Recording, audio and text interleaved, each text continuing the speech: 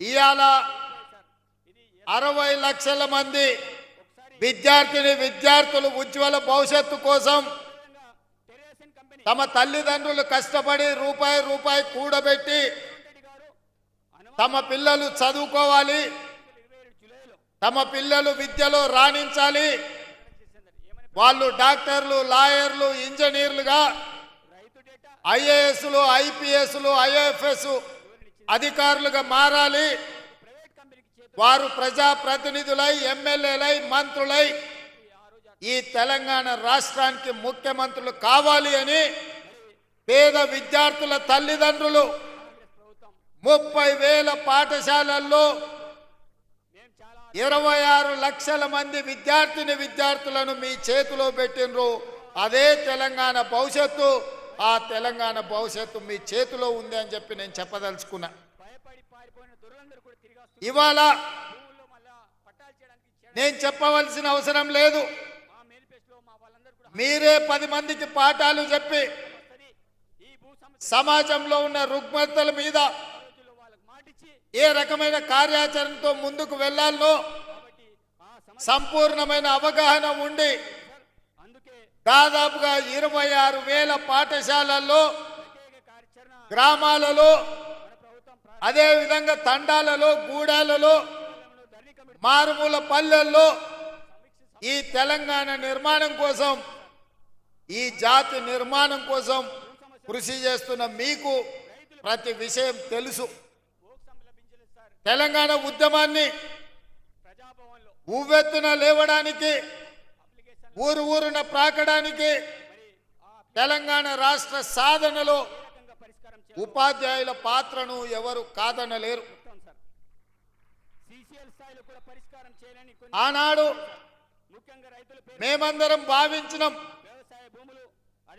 తెలంగాణ రాష్ట్రం వస్తే మన విద్యా విధానం మెరుగవుతుంది, మన ఉపాధ్యాయులకు ప్రభుత్వం నుంచి గౌరవం దక్కుతుంది, మన విద్యార్థులకు అవసరమైన మౌలిక వసతులు మెరుగవుతాయి, తప్పకుండా తెలంగాణ విద్యా విధానం బాగుపడుతుంది అని అనుకున్నాం. మీకందరికీ తెలుసు, 2009లో రాజకీయ పార్టీలు తెలంగాణ రాష్ట్ర సాధనలో విఫలం చెంది ఏమి చెయ్యాలని కింకర్తవ్యంతో ఉన్నప్పుడు అందరూ కలిసి ప్రొఫెసర్ కోదండరాం గారిని పొలిటికల్ జేఏసీ కన్వీనర్ గా వారికి బాధ్యత ఇచ్చిండ్రు.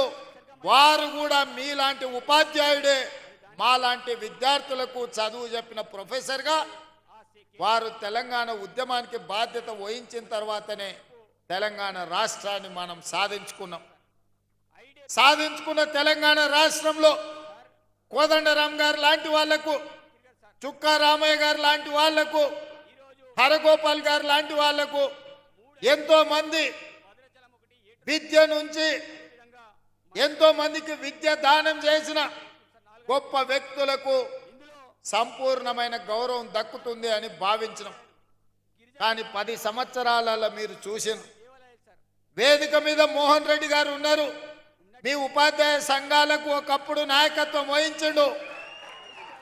ఒకనాడు ఉమ్మడి రాష్ట్రంలో అది చంద్రబాబు నాయుడు గారైనా, వైఎస్ రాజశేఖర రెడ్డి అయినా, రోసయ్య గారైనా, లేదా కిరణ్ కుమార్ రెడ్డి గారైనా ఉపాధ్యాయ సంఘాల నాయకులు వస్తే ముఖ్యమంత్రులు ఎదురొచ్చి వాళ్ళతో మాట్లాడి మీ సమస్యలు పరిష్కరించి ఉపాధ్యాయ సంఘాలను సచివాలయానికి పిలిచి సముచితమైన గౌరవం ఇచ్చి మీ సమస్యల్ని వినేది, మీరు లేవనెత్తిన అంశాలను ఆనాడు ప్రభుత్వాలు పరిష్కరించేది. మరి తెలంగాణ రాష్ట్రంలో ఏమి జరిగిందో, ఆనాటి పాలకులు ఏ విధంగా వ్యవహరించిందో, ప్రభుత్వ ఉపాధ్యాయులను ఏ రకంగా అవమానించే విధంగా, అనుమానించే విధంగా, వాళ్ళని ఏ రకంగా వాళ్ళు అవమానించిందో మీరు కళ్ళతో చూసిండ్రు. అందుకే నేను ముఖ్యమంత్రిగా బాధ్యత చేపట్టిన తర్వాత బడ్జెట్కు సంబంధించి విద్యకు ప్రాధాన్యత ఉండాలి, పేదవాడు చదువుకున్నప్పుడే తెలంగాణ బాగుపడుతుంది, తెలంగాణ యొక్క లక్ష్యం, తెలంగాణ రాష్ట్రం యొక్క సాధన ప్రజలకు చేరుతుంది అని చెప్పి 7.3% ఈసారి విద్యకు 21,000 కోట్ల పైగా ఈరోజు విద్యకు నిధులు కేటాయించడం జరిగింది. వాస్తవంగా 10% అంటే దాదాపుగా 30,000 కోట్ల రూపాయలైనా కేటాయించాలని అన్ని లెక్కలేసినాం.